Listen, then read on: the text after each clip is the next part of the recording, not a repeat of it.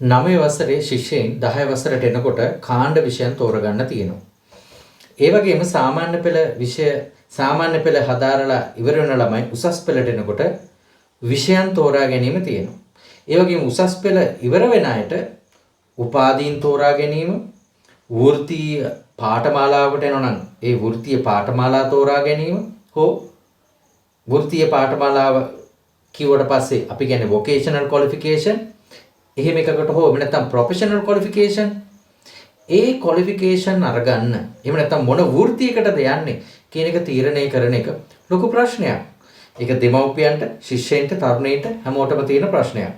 මේ ප්‍රශ්නයට තියෙන විසඳුම තමයි වෘත්තීය උපදේශකයෙකුගේ සහාය ලබා ගැනීම.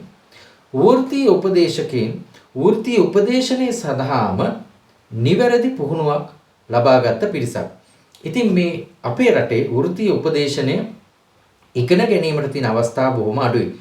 ඔබට පුළුවන් ඔබ අධ්‍යාපන ක්ෂේත්‍රයේ ඉන්න කෙනෙක් නම්, ඔබ උපදේශන ක්ෂේත්‍රයේ ඉන්න කෙනෙක් නම්, ඔබ මිනිස්සුන්ගේ, ඔබ පුද්ගලයන්ගේ ධාරිතාවයන් හැකියාවන් සංවර්ධනය කරන ක්ෂේත්‍රයක ඉන්න පුද්ගලයෙක් නම් ඔබට වෘත්තීය උපදේශන පාඨමාලාව තුලින් ඒ පුද්ගලයන් පිළිබඳ හොඳ තක්සේරුකරණයක්, ඔවුන්ගේ පෞරුෂය මොන වගේද, ඔවුන් හිතන්නේ මොන වගේද, ඔවුන්ගේ ආකල්ප මොන වගේද, ඔවුන් වැඩ කරන්නේ මොන වගේද, එයාලා වැඩ කරන්න කැමති පරිසරය මොන වගේද කියලා මනෝමිතික පරීක්ෂණ මගින් විද්‍යානුකූලව ඔවුන්ගේ පෞරුෂ ලක්ෂණ මිනුම් කරලා හරියටම ඔවුන් හදාරන්න ඕන පාඨමාලාව මොකද්ද, ඔවුන්ට ගැලපෙන විෂය මාලාව මොකද්ද, විෂයන් මොකද්ද, ඔවුන්ට අනාගතයේ ගැලපෙන වෘත්තීය පාඨමාලා මොනවද, ඔවුන්ට වඩාත් හොඳින් ගැලපෙන අනාගත වෘත්තීය මොකක්ද කියන එක ඔබට හොඳින්ම පැහැදිලිවම විද්‍යානුකූලව කියලා දෙන්න පුළුවන්, ඉගෙන ගන්න පුළුවන්